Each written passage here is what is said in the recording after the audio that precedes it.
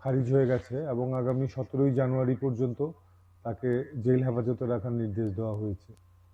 এছাড়া আরেকটা মামলা ছিল ওয়েস্ট আগরতলা 190, যেটা প্রদ্যোৎ কিশোর মানিক্য উনি করেছিলেন। তো সেই মামলাটাতে অলরেডি পুলিশ চার্জশিট জমা দিয়ে দিয়েছে।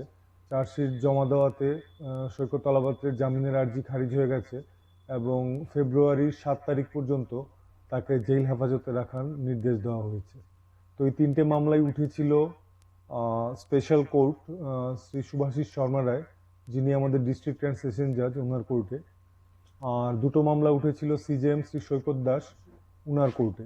তো এর মধ্যে ওয়েস্ট আগরতলা পিএস 115, যেটা অরিন্দম নাথ, আমাদের প্রাক্তন পুলিশ আধিকারিক, উনি করেছিলেন। তো সেই মামলাটাতে ওর জামিন হয়েছে সৈকত তালাবাতের, কিন্তু সে যেহেতু বেল বন্ড জমা দেয়নি বা দিতে পারেনি, তো সেই জন্যে আগামী 17ই জানুয়ারি পর্যন্ত তাকে জেল হেফাজতে রাখার নির্দেশ দেওয়া হয়েছে।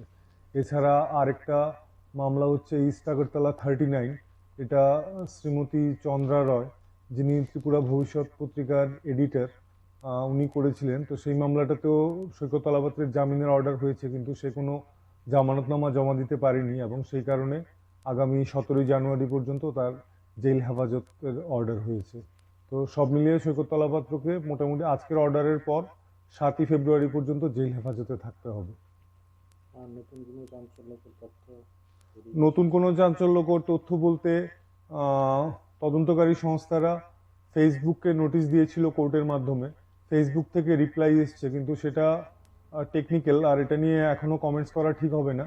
ফেসবুকেরই রিপ্লাই দেখে এখন তদন্তকারী সংস্থা ঠিক করবে যে নেক্সট আবার কি করসপন্ডেন্স করবে বা সেটা দিয়ে কি করবে। আর ইতিমধ্যে যে সমস্ত অবসিন পোস্টগুলো সে time to time Saikat Talapatra post করেছেন, সেগুলোকে ব্লক করার কাজ চলছে। কিছু ইতিমধ্যে ব্লক হয়ে গেছে, আর কিছু চেষ্টা চলছে, কারণ প্রচুর মানুষের ক্ষতি উনি করেছেন এইভাবে বিভিন্ন রকমের স্ক্যান্ডালাস পোস্ট দিয়ে। তো সেই জন্য পুলিশ আপ্রাণ চেষ্টা করছে যাতে সেগুলোকে ব্লক করে, যাতে এই মানুষগুলোর সামাজিক সম্মান পুরো ফিরিয়ে দিতে না পারলেও অ্যাটলিস্ট সাময়িক স্বস্তি যাতে এদেরকে দেওয়া যায়।